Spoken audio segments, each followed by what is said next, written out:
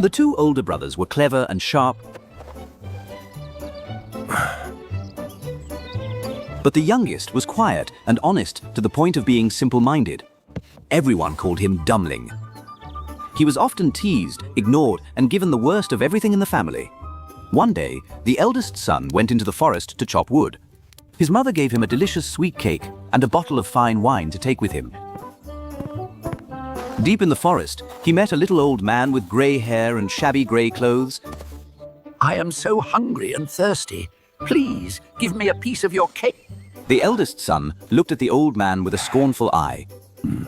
Hey, old man, I told you to leave this forest and never come back. Go on, get up! He left the old man behind and went deeper into the woods, but as soon as he swung his axe, it slipped and cut his arm. He had to limp home to bandage his wound.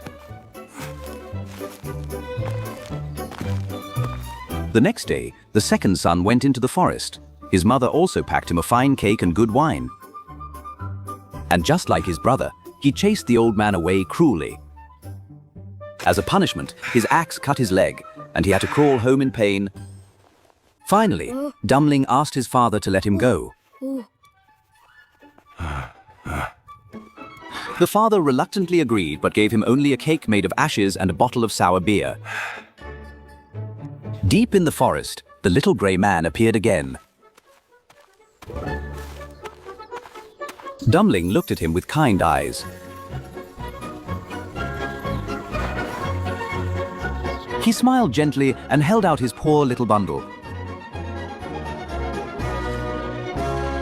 I only have cinder cake and sour beer. If you don't mind, let's sit and eat together. They sat down on the grass, but lo and behold, when Dumbling broke the cinder cake, it turned into a sweet pastry smelling of butter and milk. When he lifted the sour beer, it became fine red wine. They ate and drank happily. When the meal was over, the old man looked at the kind boy and spoke. Since you have a good heart and share what you have, I will grant you good luck. Cut down that old oak tree over there, and you will find something special at its roots. Then, the old man vanished like smoke. Dumbling obeyed and chopped down the tree. When the massive trunk fell, sitting in the hollow roots was a beautiful goose. It did not have ordinary feathers, but feathers of pure, solid gold, shining and lighting up the dark forest. Dumbling took the precious goose and stopped at a roadside inn to rest. The brilliant and strange beauty of the golden goose immediately caught everyone's eye, especially the innkeeper's 3 daughters. Greed lit up in their eyes. Each wanted to steal just a little bit of gold from the magical bird. Late that night, when Dumbling was fast asleep, the eldest sister crept into the room. She planned to pluck just one golden feather. But as soon as her finger touched the wing, it stuck fast as if glued by magic. She could not pull it away. The second sister entered, intending to help her sister, but the moment she touched her sister's shoulder, she was stuck tight too. The youngest sister, innocent and unaware, ran in to see what was happening. Stay back! Don't come near! The youngest didn't understand. She rushed forward and grabbed the second sister's waist to pull them free. The next morning, Dumbling woke up, tucked the goose under his arm, and walked away, not caring a bit about the 3 girls dragging behind him. They had to stumble and run after him, through fields and briars, wailing as they went. Along the way, they met a dignified parson. Seeing 3 disheveled girls running after a young man, he was furious and tried to pull them apart. But as soon as he grabbed the youngest girl's hand, the sexton saw the parson running away and was astounded.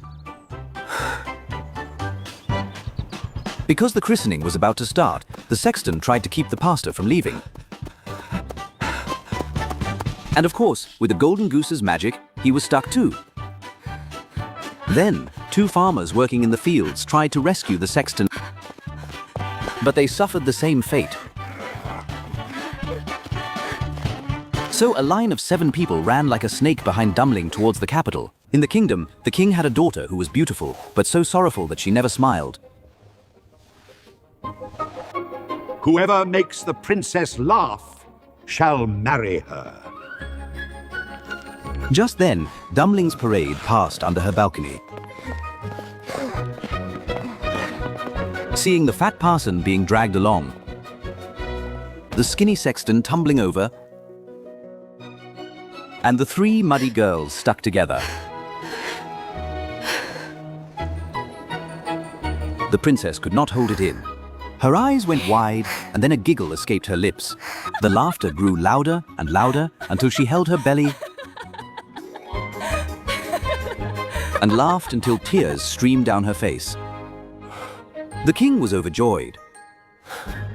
But even though the princess laughed, the king was not happy when he saw his future son-in-law. In his eyes, Dummling was just a poor woodcutter with a silly name.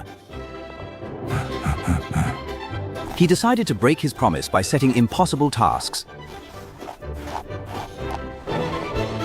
First, the king demanded that Dummling find someone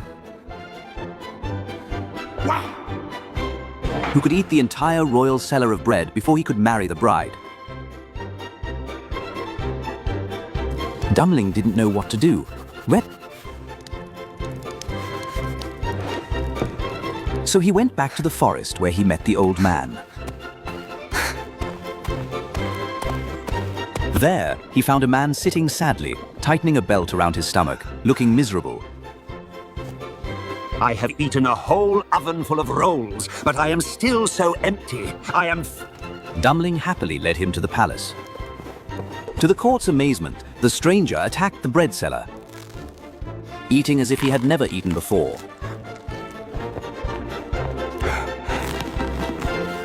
In just one day, the mountain of bread was gone. Not a crumb was left.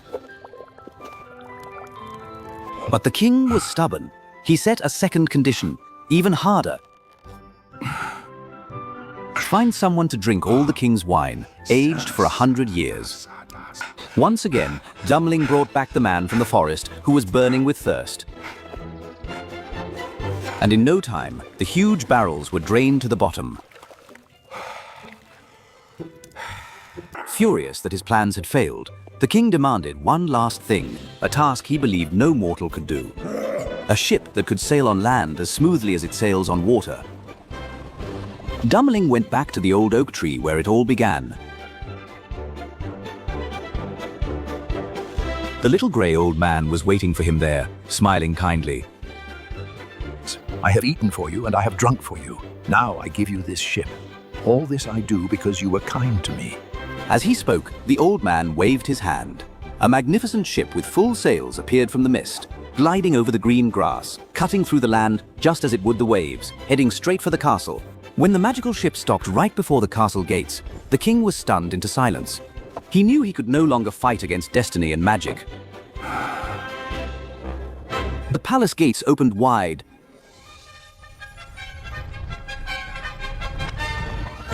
The wedding was the grandest in the history of the kingdom. The gentle Dummling married the laughing princess. They lived happily ever after.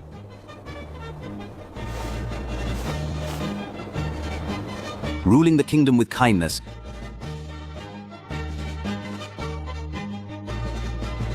The one treasure Dummling had,